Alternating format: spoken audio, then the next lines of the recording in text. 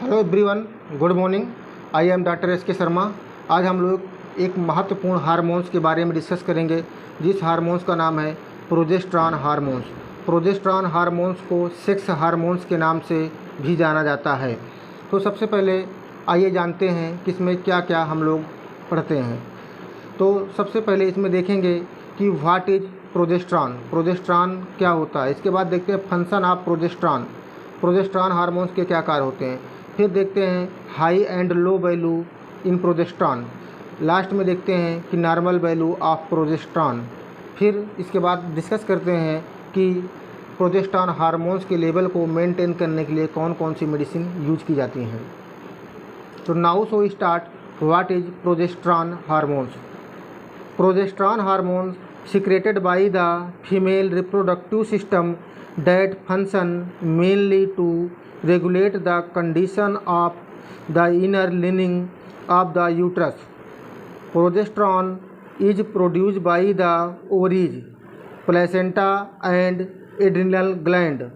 Progesterone hormones also called as sex hormones. जैसा कि हम लोग जानते हैं कि प्रोजेस्टेरॉन हार्मोन्स मुख्यतः महिलाओं में ओवरी या अंडकोश द्वारा बनाया जाता है। यह गर्भाशय को गर्भावस्था के लिए तथा स्तनों से मिल्क बनाने के लिए तैयार करने में मदद करता है। मासिक धर्म की विभिन्न अवस्थाओं में प्रोजेस्टेरॉन के स्तर घटते बढ़ते रहते हैं।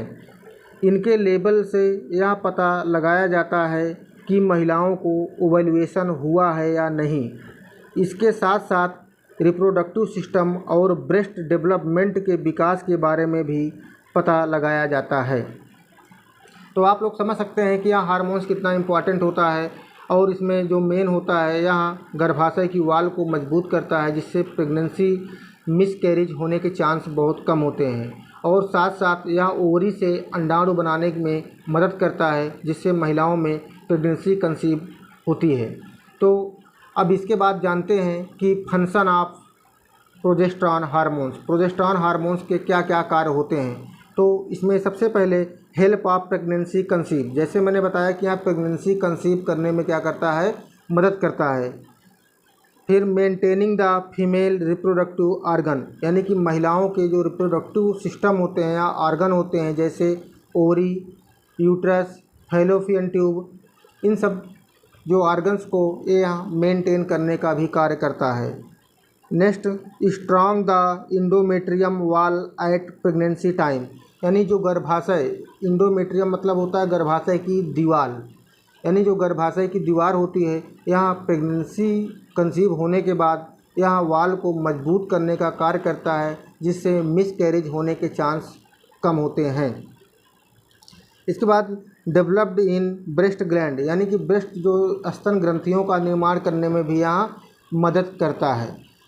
तो यहाँ हार्मोन जो होता है बहुत ही इम्पोर्टेंट हार्मोन्स होता है। अगर किसी महिला में यहाँ हार्मोन्स की कमी होती है तो उसमें मिसकैरेज होने के चांस बहुत से ज़्यादा होते हुए हैं। आप लोग सुने भी होंगे और बहुत लोगों के रिपोर्ट्स के आधार पर देखे भी होंगे कि जो मिसकैरेज के चांस होते हैं वो 2 से 3 महीने के बीच में बहुत ज़्यादा होते हैं।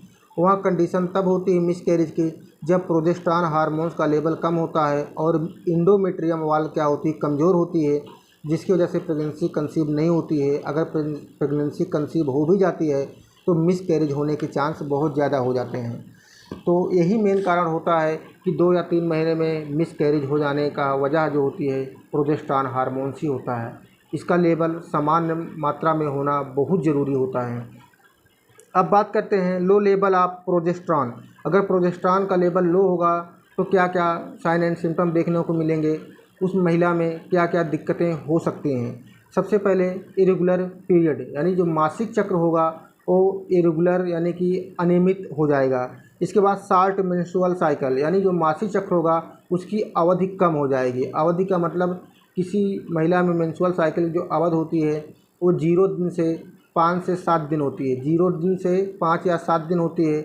यह मेंस्ट्रुअल साइकिल की अवधि जब कम हो जाती है तो उस समय प्रोजेस्टेरॉन का लेवल क्या होता है, कम होने के चांस होने की वजह से क्या होता है, यहाँ लेवल कम हो जाता है। इसके बाद इनफर्टिलिटी, यानी बांझपन की संभावना हो जाती है।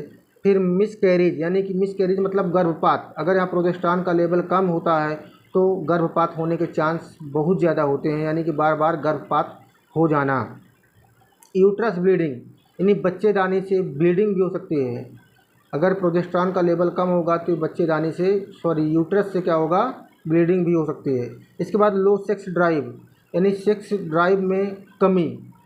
अगर यहाँ हार्मोन्स कम होगा तो यहाँ सेक्स ड्राइव जो होगा उसमें भी यह कमी लाएगी, सेक्स ड्राइव में कमी होगी। इसके बाद बात करते हैं high level of progesterone. Progesterone का लेवल किस कंडीशन पर हाई हो जाता है? तो इसमें सबसे पहले इन प्रेगनेंसी टाइम, जैसा कि मैंने बताया कि प्रेगनेंसी में यहाँ हार्मोन्स का बढ़ना बहुत ज़रूरी होता है। अगर यहाँ हार्मोन्स नॉर्मल रेंज पर होता है तभी प्रेगनेंसी कंसीव हो सकती है, इसीलिए यहाँ प्रेगनेंसी टाइम पर क्या होता है, बढ़ सकता है। इसके बाद पीसीओडी, पीसीओडी का मतलब होता है पॉलीसिस्टिक ओवरियन डिजीज। इस कंडीशन पर यहाँ लेवल जो होता है बढ़ जाता है। और लास्ट में ओवेरियन कैंसर, अगर ओवरी में कैंसर होने की वजह से भी क्या होता है, यहाँ हार्मोन्स बढ़ जाता है। अब बात करते हैं नॉर्मल रेंज। इसकी नॉर्मल रेंज क्या होती है? तो यहाँ महिलाओं में नॉर्मल रेंज हम 3 स्टेज पर बताएंगे, जिसमें पहली स्टेज होगी एट मेंस्ट्रुअल साइकिल टाइम, यानी कि ऐसी महिलाएं जब मेंस्ट्रुअल साइकिल के समय होती हैं तो उस कंडीशन पर इनका लेस देन 1 नैनोग्राम पर ml के बीच में होना चाहिए। सेकेंड, आफ्टर मेंस्ट्रुअल साइकिल, यानी मेंस्ट्रुअल साइकिल ख़त्म होने के बाद 5 से 20 नैनोग्राम पर ml के बीच में होना चाहिए। लास्ट में प्रेग्नेंट वोमेन इन फर्स्ट टाइमेस्टर, यानी कि ऐसी महिलाएं जो फर्स्ट टाइमेस्टर मतलब तिमाही, अगर ऐसी महिलाएं जिनमें 3 महीने का प्रेगनेंसी होती है तो उस कंडीशन पर इसमें लेवल 11.2 टू 19 नैनोग्राम पर ml, यानी कि 11.2 से 90 नैनोग्राम पर ml के बीच में होना चाहिए।